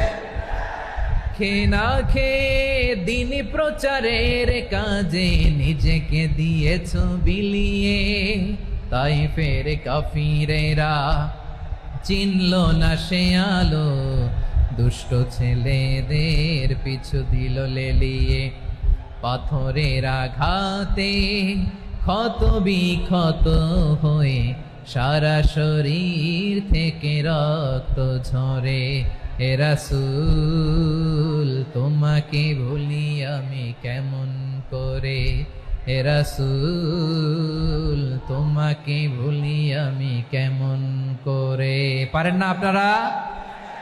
ধরুন আমার সাথে। হাজার ব্যথা বেদনার পরে ফিরে আসনি তুমি আপন ঘরে, দিনের আলো তুমি ছড়িয়ে দিতে, চলে গেলে মদিনায় মক্কা ছেড়ে। হে রাসূল তোমাকে ভুলি আমি কেমন করে, হে রাসূল তোমাকে ভুলি আমি কেমন করে। ঠিক কিনা বলেন? প্রিয় ভাইরা, তায়েফের ছেলেরা নবীকে রক্তাক্ত করলো। আমার নবী কই যাবে? কই যাবে? মক্কায় জায়গা নাই, তায়েফে জায়গা নাই। তায়েফ থেকে ভারাক্রান্ত মন নিয়ে আমার নবী মক্কায় ফিরে আসলেন। বিশ্ব নবী মক্কায় ঢুকতে পারেন না। মক্কার মরুভূমির দিকে তাকিয়ে, উপত্যকার দিকে তাকিয়ে বিশ্বনবী ধা ধা করে কাঁদেন, ঝরঝর করে। নবীর চেহারা মোবারক থেকে চোখের পানিগুলো বেয়ে বেয়ে পড়ে। আমার জন্মস্থান, আমার শৈশব, কৈশোর, যৌবন কেটেছে এই মক্কায়, আমার এলাকায় আমি ঢুকতে পারি না। বিশ্বনবী মক্কার অনতি দূরে দাঁড়িয়ে জায়েদকে পাঠালেন, জায়েদ যাও দেখো কেউ আমাকে সাপোর্ট করার মতো আছে কিনা, যাও অমুকের কাছে যাও। জায়েদ গেলেন, তারাও প্রত্যাখ্যান করে ফিরিয়ে দেয়। বিশ্বনবী বললেন যাও অমুক লোকের কাছে যাও, তিনিও প্রত্যাখ্যান করে ফিরিয়ে দিলেন। কেউ বিশ্বনবীকে আশ্রয় দিতে রাজি হয় না। নিজ জন্মভূমিতে বিতাড়িত বিশ্বনবী, সর্বশেষ বিশ্বনবী বললেন যাও মুতঈম ইবনে আদির ঘরে যাও। মুতঈম ইবনে আদি মুশরিক, তার কাছে যাও। গেলেন, মুতঈম ইবনে আদি রাজি হয়ে গেল। সুবহানাল্লাহ বলেন। দেখেন, অনেক বিপদের সময়ও আমি নিজে সাক্ষী, সামাজিকভাবে, রাজনৈতিকভাবে কত ঝঞ্ঝা, কত ষড়যন্ত্র, কত কনস্পাইরেসি পাড়ি দিয়ে আমাদেরকে সামনে এগিয়ে যেতে হয়। এই শত্রুদের ভেতরেও একজনকে দাঁড় করিয়ে দেয় যে আল্লাহর কোরআনের জন্য রেডি হয়ে যায়। পড়েন সুবহানাল্লাহ। মুতঈম ইবনে আদি, আল্লাহ তার মনকে নরম করে দিলেন। মুতঈম বলে, মুহাম্মদ আমি তোমাকে আশ্রয় দিব। তার দুই ছেলেকে পাঠালেন, যাও খোলা তলোয়ার নিয়ে, স্কট দিয়ে, গার্ড অফ অনার দিয়ে মোহাম্মদকে মক্কায় ঢুকাও, আর বলো আমি আমান দেব। আমান কি দিব? আমান মানে সিকিউরিটি, নিরাপত্তা। সিকিউরিটি ছাড়া, আমান দেওয়া ছাড়া কেউ থাকতে পারতো না মক্কায়। দুই ছেলে বিষ্ণু ইসা ইসলামকে নিয়ে আসলো। নবী কাবার চারদিকে তাওয়াফ করলেন, নামাজ পড়লেন। আবু জাহেল, উতবা, শাইবা, ওয়ালিদ ইবনে মুগীরা সবাই দেখে, কেউ কিছু করতে পারে না। কারণ মুতঈম ইবনে আদি ঘোষণা দিয়েছেন আমি মুহাম্মদকে আমান দিয়েছি, মুহাম্মদের গায়ে যেন কেউ স্পর্শ না করে। আওয়াজ করে পড়েন সুবহানাল্লাহ। নবীর এই বিপদকালে মুহূর্তে মুতঈমের হৃদয়টারে নরম করে দিল কে? আচ্ছা, লালমনিরহাটের ভাইয়েরা বলেন, এই মুতঈম কি মুসলিম ছিল না মুশরিক? সবাই বলতে হবে মুসলিম না মুশরিক। তাহলে মুশরিকের কাছ থেকে নবী পলিটিক্যাল অ্যাসাইলাম, আধুনিক রাষ্ট্রবিজ্ঞানের ভাষায় পলিটিক্যাল অ্যাসাইলাম, যেটাকে বলে রাজনৈতিক আশ্রয়, ওনার আমান বা নিরাপত্তার এই ঘোষণায় তিনি মক্কায় ঢুকলেন। যতদিন নিরাপত্তা ছিলেন। মুতঈম যখন মারা গেল, বিষ্ণু ইসলাম হিজরত করে মদিনায় চলে গেলেন। সুবহানাল্লাহ। কিন্তু মুতঈম যে বিশ্বনবীর উপকার করছে এটা বিশ্বনবী ভুলে নাই। আমাদের অনেকে আছে উপকার করার পরে আর খেয়াল থাকে না, খাওয়ার পরে গলা দিয়ে নামলে আর খেয়াল থাকে না, এরকম আছে না নাই? আমার নবী ভুলে নাই। বদরের প্রান্তরে 70 জন কাফেরকে যখন বন্দী করে বিশ্বনবীর সামনে হাঁটু গেড়ে দাঁড় করানো হলো, বসানো হলো, 70 জন কাফের। কয়জন? বিশ্বনবী তাদের দিকে তাকিয়ে বললেন, সহিহ বুখারীর বর্ণনা, লাউ কানাল মুতঈম ইবনে আদি হাইয়ান সুম্মা কাল্লামানি হাউলাঈ নাতনা লা তারাকতুহুম লাহু। বদরের প্রান্তরে 70 জন বন্দী কাফিরের দিকে তাকিয়ে আমার নবী বললেন, আজকে মুতঈম ইবনে আদি যদি বেঁচে থাকতো আর তোমাদের 70 জনের ব্যাপারে যদি মুতঈম এক বাক্যে একটা সুপারিশ করত, তার সম্মানে আজকে তোদের সবাইকে আমি মাফ করে দিতাম। সুবহানাল্লাহ। নাই ওই যে চিল্লাচিল্লি যে কথা বোঝে নাই, কোন জিনিস মিস করছে ওরা নিজেরাও বোঝে নাই। বিশ্বনবী মুতঈমের এই সাহায্যের কথা বলে নাই। 70 জন মুশরিক হাঁটু গেড়ে বসা, নবী চাইলে এখনই এক্সিকিউশন অর্ডার দিতে পারে। তিনি বললেন, আজকে যদি মুতঈম বেঁচে থাকতো আর মুতঈম যদি তোদের জন্য সুপারিশ করতে, এই আবর্জনাগুলোর ব্যাপারে সুপারিশ করতে, আমি মুহূর্তেই তোদেরকে এমনি মাফ করে দিতাম। এবার বলেন, ইসলাম কি ন্যারো মাইন্ডেড না ব্রড মাইন্ডেড? শুধু তাই নয়, যাকে যে সম্মান দেয়ার আমার নবী দিতেন, হোক আস্তিক হোক নাস্তিক, হোক মুসলিম হোক অমুসলিম। বিষ্ণু ইসলাম যখন রোমান সম্রাটের কাছে চিঠি লিখেছেন, আমার প্রিয় লালমনিরহাটের ভাইরা, অল্প কয়েক মিনিট কয়েকটা জরুরি কথা বলবো, এদিকে তাকান, এদিকে তাকান। রোমান সম্রাটের কাছে বিশ্বনবী যখন চিঠি লিখলেন মিন মুহাম্মদ রাসূলিল্লাহ ইলা হিরাকলা আযীমির রোম, মুহাম্মদের পক্ষ থেকে হিরাক্লিয়াসের কাছে, যিনি হচ্ছেন আযীমির রোম। এটা নবী নিজ থেকে বানায় লিখছেন অতিরিক্ত সম্মান দিয়ে। কোন রাষ্ট্রপ্রধান যখন আসে তাদেরকে আমরা কি বলি জানেন? তার নামের শেষে HE এটা লিখতে হয়, H.E. মানে হিজ এক্সেলেন্সি। কি লেখে? হিজ এক্সেলেন্সি, অথবা ইউর হাইনেস, ইউর ম্যাজেস্টি। দেখেন, বিশ্বনবী সাল্লাল্লাহু আলাইহি ওয়াসাল্লাম সব নবীদেরও নবী, তিনি একজন মুশরিক খ্রিস্টান সম্রাট রোমান সম্রাটের কাছে চিঠি লিখতে যেয়ে লিখতেছে, ইলা হিরাকলা আযীমির রোম, হিরাক্লিয়াসের কাছে আমার চিঠি, যিনি রোমের আযীম, হিজ হাইনেস, মানে রোমের অনেক সম্মানিত এক বাহাদুর। আওয়াজ করে বলেন সুবহানাল্লাহ। তার মানে যাকে যে সম্মান দেয়ার এটা বিশ্বনবী দিতেন। এমনকি যে ইহুদিরা ভালো ছিল, এই ইহুদিদেরও প্রশংসা করেছেন বিশ্বনবী মুহাম্মদুর রাসূলুল্লাহ সাল্লাল্লাহু আলাইহি ওয়াসাল্লাম। এক ইহুদির প্রশংসা করেছেন বিশ্বনবী। ইহুদির কার? আমি তো আমার ভাইয়ের প্রশংসা করি না, আমি তো এক আলেম আরেক আলেমরে স্পেস দেই না, আমি তো এক দায়ী আরেক দায়ীর সাথে বসতে চাই না। আমার নবী ইহুদির প্রশংসা করে। কার প্রশংসা? ওই ইহুদির নাম ছিল মুখাইরিক। সিরাত গ্রন্থ ঘাটলে পাবেন। তিনি বলেছেন, মুখাইরিক খাইরু ইয়াহুদ, Mukhayriq is the best of the Jews. জুইশদের মধ্যে সে সবচেয়ে ভালো। কেন প্রশংসা করলেন তার? এর কারণ মদিনা চার্টারে কথা ছিল সব ধর্মের মুসলিম মুশরিক ইহুদিরা মিলে মদিনাকে রক্ষা করবে। কিন্তু 3য় হিজরিতে যখন উহুদের যুদ্ধ শুরু হলো, সবার কথা ছিল যেই আক্রমণ করে আমরা মদিনাকে বাঁচাবো। কোন শহরকে বাঁচাবো? মদিনাকে। কিন্তু কুরাইশরা যখন অ্যাটাক করলো, ইহুদিরা আর আসে না, ইহুদিরা আর বেরোয় না। বিষ্ণু বললেন, ওহে ইহুদিরা, তোমরা না চুক্তি করলে আমার সাথে যে মদিনা বাঁচাতে সবাই ঝাঁপিয়ে পড়বো, আসো।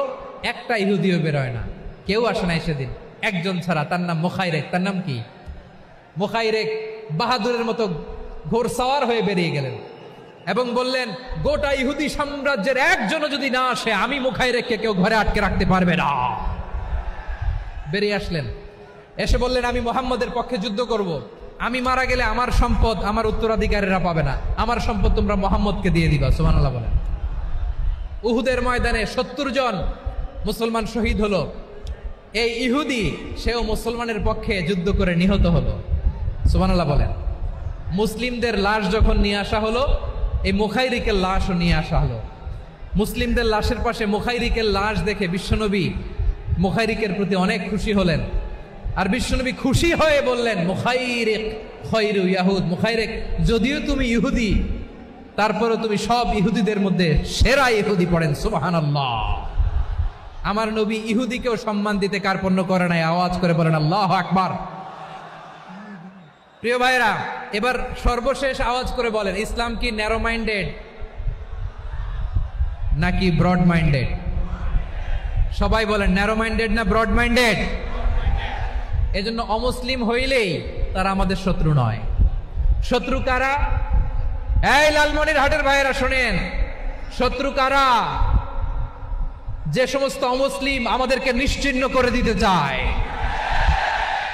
যে সমস্ত অমুসলিম আমাদের ভূখণ্ড থেকে আমাদেরকে তাড়িয়ে দিতে চায়, যে সমস্ত অমুসলিম আমার ধর্ম নিয়ে তুচ্ছতাচ্ছিল্য করে চিল্লায় বলেন ঠিক কিনা, তারা আমাদের শত্রু।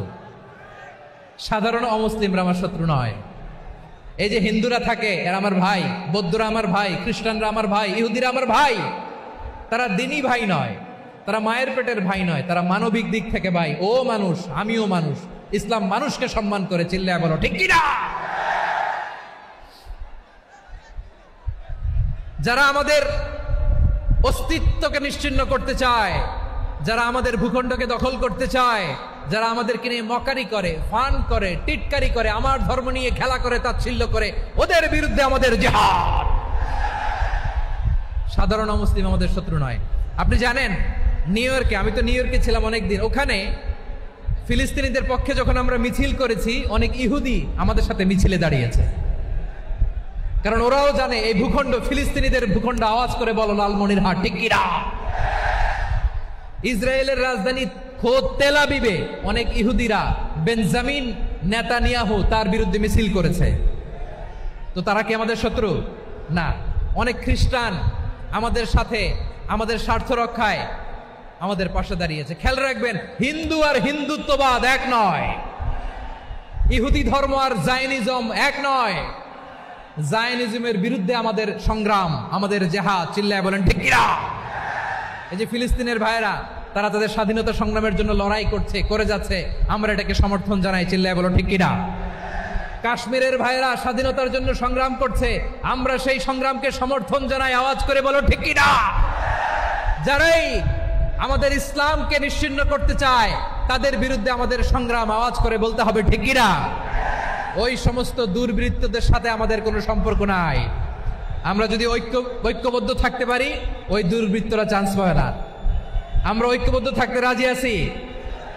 লালমনিরহাটের ভাইয়েরা, আমরা ঐক্যবদ্ধ থাকলে ওই দুর্বৃত্তদের কালো হাত ভেঙে দিতে আমাদের সময় লাগবে না। তাদের কালো হাত ভেঙে দিতে রাজি আছে মুসলমান? কারা কারা রাজি? দু হাত তুলে দেখাও।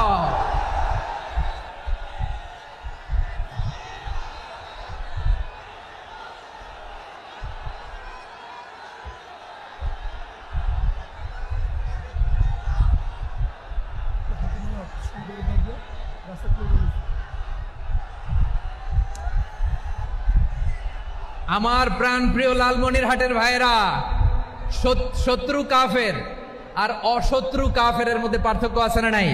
আবু তালেবও মুশরিক, আবু জাহেলও মুশরিক, কিন্তু দুই মুশরিকে পার্থক্য আছে না নাই? আবু তালেব নবীর চাচা, মুশরিক, মারা গিয়েছে মুশরিক অবস্থায়, কিন্তু আজীবন আমার নবীকে আগলে রেখেছে, আমার নবীকে সাপোর্ট করেছে, ভালোবেসেছে। আবু জাহেলও মুশরিক, মারা গিয়েছেও মুশরিক হিসেবে, আজীবন আমার নবীর বিরুদ্ধাচরণ করেছে। আবু জাহেলের শক্তি, সামর্থ্য, স্ট্র্যাটেজি, প্ল্যান সব আমার নবীর বিরুদ্ধে ছিল। আবু জাহেলের কারণে একটা দিন শান্তিতে আমার নবী মক্কায় ঘুমাতে পারে নাই, চিল্লায় বলেন ঠিক কিনা।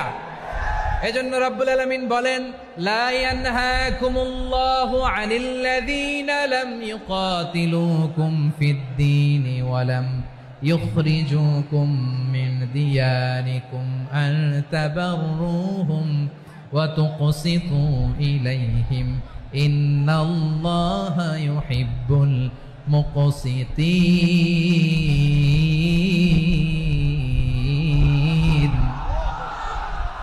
আল্লাহ বলে, গোলামেরা শোনো শোনো, যে সমস্ত অমুসলিম তোমাদের সাথে ধর্মযুদ্ধে লিপ্ত হয় না, তোমাদের বিরুদ্ধে যে সমস্ত অমুসলিম অস্ত্র ধরে না, যে সমস্ত অমুসলিম তোমাদেরকে তোমাদের জন্মস্থান থেকে, ভূখণ্ড থেকে তাড়িয়ে দেয় না, তাদের সাথে ভালো আচরণ করতে আমি আল্লাহ নিষেধ করি নাই।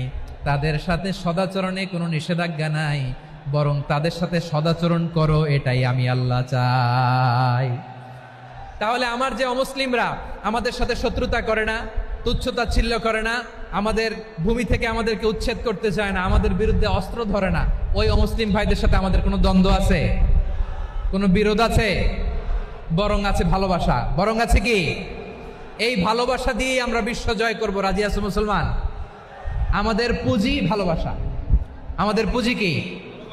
এবার আওয়াজ করে বলেন, আমার এই পুরো আলোচনা থেকে the religious coexistence, peaceful coexistence, শান্তিপূর্ণ সহাবস্থান, কমিউনাল হারমোনি, এই সাম্প্রদায়িক সম্প্রীতি, এই আলোচনা থেকে কি বুঝলেন? ইসলাম কি ন্যারো মাইন্ডেড না ব্রড মাইন্ডেড?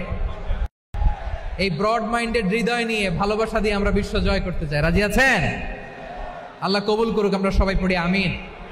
লালমনিরহাটের জেলা স্টেডিয়ামে আমার প্রিয় মায়েরা, বোনেরা, আপনাদের জন্য একটা হাদিস বলে শেষ করব। বিশ্বনবী বলেন, আমার মায়েরা খেয়াল করে শুনুন, বিশ্বনবী আপনাদের উদ্দেশ্য করে বলেন, আল মারআতু ইযা সাল্লাত খামসাহা ওয়া সামাত শাহরাহা হাফিজাত ফুরুজাহা আতাআত বা'লাহা ফালতাদখুল মিন আইয়ি আবওয়াবিল জান্নাতি শাআত।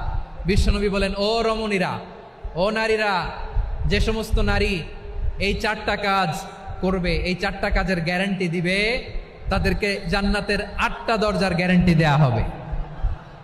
কি 4টা কাজ? 1 নাম্বার, আল মারআতু ইযা সাল্লাত খামসাহা, যে নারী 5 ওয়াক্ত নামাজ পড়ে। কি করে?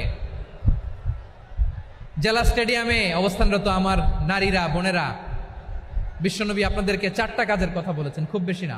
4টা করলে 8 জান্নাতের দরজা সব খোলা। কোনটা দিয়ে যাবেন? যেটা দিয়ে মনে চায়। 1 নাম্বার 5 ওয়াক্ত নামাজ। আমার বোনেরা জোহরের নামাজ পড়তে পড়তে এটা আসরে নিয়ে যায়, আসর পড়তে পড়তে এটা মাগরিবে নিয়ে যায়। এরকম আসরে নাই? লালমনিরহাটে হয়তো নাই। আমার বোনেরা এটা করবেন না। ইন্নাস সালাতা কানাত আলাল মুমিনিনা কিতাবাম মাওকুতা, সময় মতো পড়বেন। সামাত শাহরা, রমাদানের রোজাগুলো রাখবেন। হাফিজাত ফুরুজাহা, যে নারী তার চরিত্রকে হেফাজত করে, তার প্রাইভেট হেফাজত করে, তার লজ্জাস্থান হেফাজত করে। ও মায়েরা, আপনার এই গর্ভ যে কত দামি আপনি জানেন না। আপনার এই গর্ভ থেকে জন্মাবে আগামীর সালাহুদ্দিন আল আইয়ুবী। আপনার গর্ভ থেকেই জন্মাবে ইমাম আল মাহদি আল মুনতাজার। আপনার পেট থেকে জন্মাবে আবু সাইদের মতো বীর সৈনিক। আপনার পেট থেকে জন্মাবে মুগ্ধের মতো বীর মুজাহিদ। আপনি জানেন না কে আসবে আপনার পেট থেকে। সময়টাকে কাজে লাগান, ইসলামকে বুঝেন, মানেন, আমাদের ইসলামিক লেকচারগুলো শোনেন। আমরা যে বার্তাগুলো, ইনস্ট্রাকশনগুলো, দিক নির্দেশনাগুলো আপনাদের খেদমতে রাখি, এগুলো মেনে চলুন। আপনিই পারেন আপনার ঘরটাকে জান্নাতের টুকরা বানাতে। একটা family, it's a very big institution and you are the MD, the managing director of this institution. চিল্লায় বলেন ঠিক কিনা? চাইলেই পারেন ঘরটারে জান্নাতের টুকরা বানাতে। 5 ওয়াক্ত সালাত, রমাদানের রোজা, নিজের চরিত্রের হেফাজত, ও আতাআত বা'লাহা, স্বামীর আনুগত্য। এটাতে অনেকে ভুল করে থাকে। হায় রে আমার বোনেরা, স্বামীর আনুগত্যকে এটা নিজের অপমান মনে করবেন না। আপনার স্বামী আপনার সবচেয়ে বড় গার্ডিয়ান, তিনি আপনার সবচেয়ে ভালো চায়। নারী কখনো গার্ডিয়ানশিপের বাইরে থাকতে পারে না। হয় আপনি বাবার গার্ডিয়ানশিপের ভেতরে, বাপ না থাকলে ভাই আপনার গার্ডিয়ান, ভাই না থাকলে চাচা গার্ডিয়ান, বিয়ের পরে আপনার স্বামী আপনার গার্ডিয়ান। শরিয়া সম্মত স্বামীর আদেশগুলো আপনি মেনে চলবেন, কিন্তু শরিয়া বিরুদ্ধ কোনো আদেশ মানতে আপনি বাধ্য নয়। আওয়াজ করে বলুন সবাই ঠিক কিনা? এই 4টা কাজ যদি কোনো নারী করে, বিশ্বনবী বলেন জান্নাতের 8টা দরজা খোলা। তোমার যেটা দিয়ে মনে চায় সেটা দিয়ে জান্নাতে তুমি এন্ট্রি নিতে পারবা। আমরা এখানে লালমনিরহাটের সোহরাওয়ার্দী ময়দানে আজকে যেমন একত্রিত হতে পারলাম, আল্লাহর জান্নাতেও যেন একত্রিত হতে পারে। আল্লাহ তুমি তৌফিক দান করো। আল্লাহ আমার এই কলিজার টুকরা যুবক ভাইদেরকে তুমি ওমরে ফারুকের মতো কবুল করো। জেলা স্টেডিয়ামে অবস্থানরত আমার মা বোনদেরকে তুমি ফাতেমার মতো, খাদিজার মতো কবুল করো। আমাদের কলিজার টুকরা সন্তানদেরকে তুমি সালাউদ্দিন আল আইয়ুবীর মতো কবুল করো। এই যে ইসলামিক সোসাইটি লালমনিরহাটকে আল্লাহ তুমি কবুল করো। আল্লাহ যে কথাগুলো বললাম